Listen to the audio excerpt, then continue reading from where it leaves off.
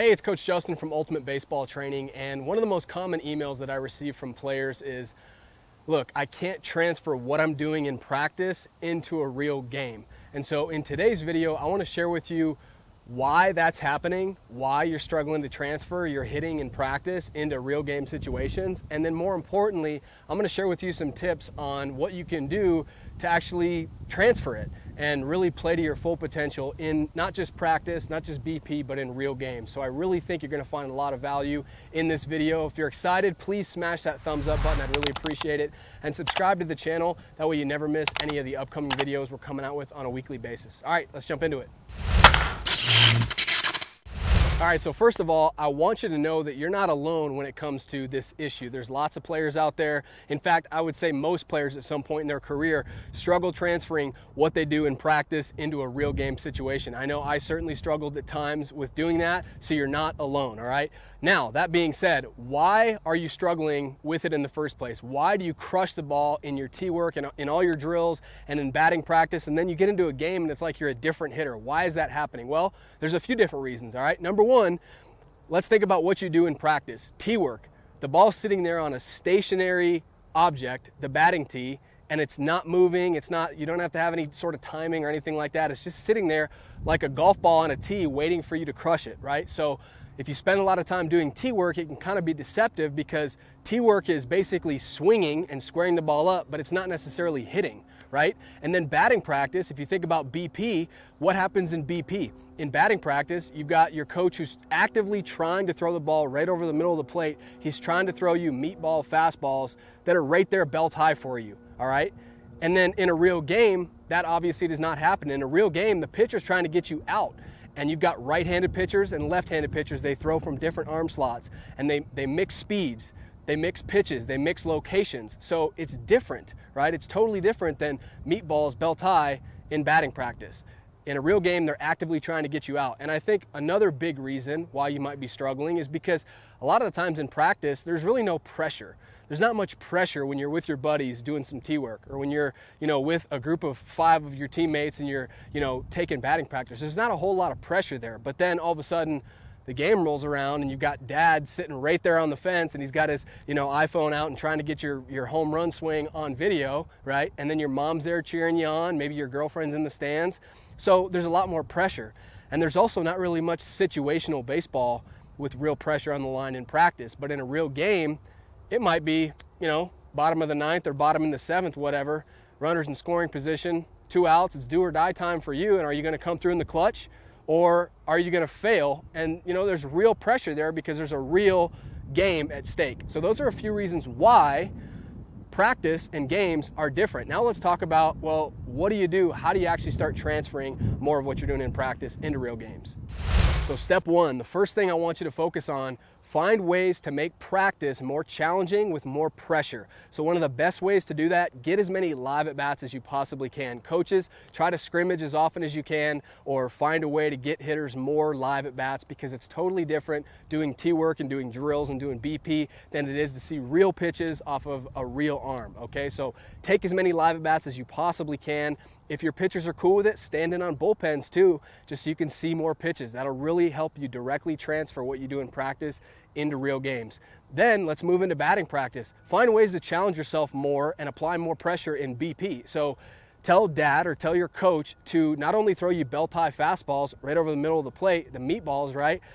You should be able to crush those, but how about, trying to bust you inside, throw away, throw up, throw down, instead of just fastballs, mixing in some curveballs. It doesn't have to be a filthy curveball. It can just be so you can, recognize spin a little bit and have a little bit of a break, a little bit of a speed difference, but mix in curveballs, mix in changeups. If you've got a dad, one of your teammates' dad who's maybe, left-handed and it's something different, that's a great way to do it as well. But just, get out of the habit, the routine of just belt high meatballs right over the middle of the plate. You've got to challenge yourself more than that, because in a game, you're certainly going to be challenged more than that. And then the last thing that I would highly encourage you to do, coaches, is play challenging games with consequences with your team. All right, and the consequence, that's the key part of this, because that applies some competitiveness and that applies some pressure where they have to perform. So there's lots of different team games that you can do. You can just get your guys, separate them into 2 different teams, and this is assuming you're, in a cage or somewhere where you can take BP, on-field BP, whatever.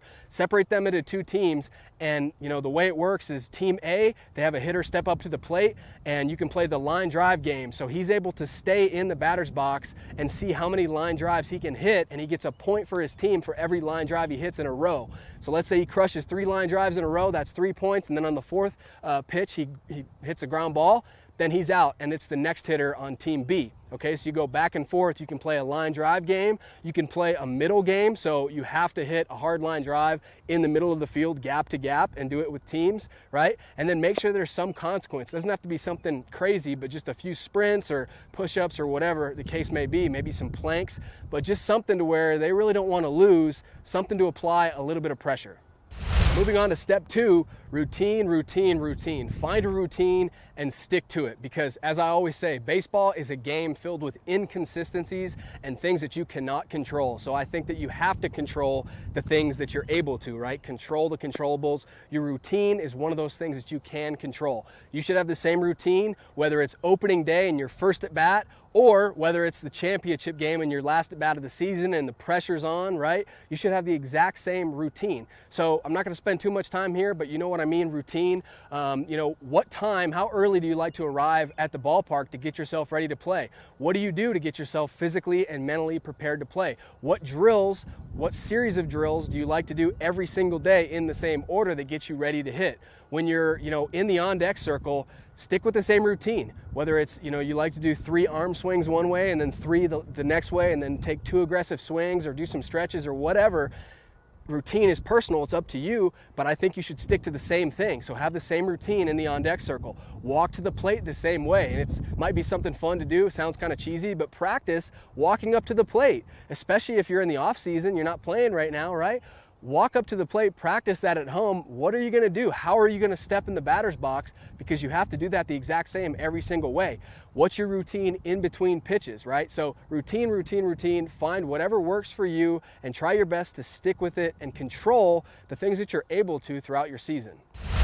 Step 3 is don't ride the emotional roller coaster. What do roller coasters do? They go up and they go down, and they go up and they go down. Don't do that when it comes to your hitting. Don't be, I'm up here because I'm 3 for 3 on the day, but then, I nosedive and I'm down here now because I went 0 for 3 with a couple strikeouts. Don't play this game where you go up and down and up and down. You should try to never let the highs get too high. Don't get too full of yourself, because baseball will humble you in a heartbeat. So when you go 3 for 3, 4 for 4, that's great. Have confidence. Use that confidence. Be proud of yourself. But don't think that you're above anybody else or above the game. Don't get too high, but also don't get too low. Yeah, you went 0 for 3, so what? Tomorrow's a new day, right? Don't ride this emotional roller coaster. Never let the highs get too high. Never let the lows get too low. Try to remain an even keel when it comes to your mental approach and when it comes to your attitude. And the last thing I'll say on this is, let's say that, dad shows up late to one of your games, or let's pretend you're a big leaguer and somebody comes home and they flip on the TV and they catch you in the 7th inning. So you've had a few at bats. They should not be able to tell by your attitude and by your body language whether or not you're 3 for 3 or you're 0 for 3 with 3 strikeouts, right? And too many times I see players who, they wear their emotions on their sleeves out there on the baseball field, and they're 0 for 3, and they walk up to the plate with their 4th at bat with absolutely zero confidence. They're not ready to go. They're just down for the day, thinking, man, today I suck today, and they throw away that 4th at bat. So don't do that. And if you're 3 for 3, again, make sure that you're confident and you're using that, but don't get too high, because this game will humble you, all right? So don't go up and down. Try to remain even keel. All right, step 4, this one's big. Slow the game down. Slow the game down. How do you do that? Well, first of all, you got to breathe. You got to relax. You're not going to function well if you're not breathing. If oxygen's not getting to your brain, you're not going to have quick reflexes. You're not going to be able to think clearly, right? And it's the worst feeling in the world when you stop breathing and it's a pressure situation and your hands get clammy and your breath starts to get really, really shallow. You feel like you've lost control of the moment. So that's what we're talking about when it comes to slowing the game down. Breathe. Breathe and relax. Yeah, you got to be ready to go mentally, and you got to be ready to go aggressive mentally, but physically in your body, you got to be loose and relaxed. You're not going to play this game tense and uptight. You got to stay loose. So breathing will really help you out with that. And then how else can you slow the game down? Play one pitch at a time. Too many times You know, and this is in baseball and in life. We're worried about the past, or we're worried about the future, and we have regrets about the past, or you know, whatever the case may be. And if you're in your third at bat on the day, if you failed your first 2 at bats, don't have any regrets about those at bats. It's done and over with. You can't change it. There's nothing you can do. You can't go back in time. So learn from them, fail forward, learn from your mistakes, but be in your third at bat when you're in your third at bat, right? Be there. And don't be worried about your fourth at bat, right? Don't be, and especially don't show up to the yard thinking, well, in order for my batting average to be here, I have to get 3 hits today, or I have to get 4 hits today. You can't get 3 hits in 1 at bat. It all comes down to winning your first at bat. And how do you win an entire at bat? Well, you got to distill it down into winning 1 pitch. So play the game 1 pitch at a time. That'll really help you slow the game down. And the last step, when you step in the batter's box in a real game situation, simplify.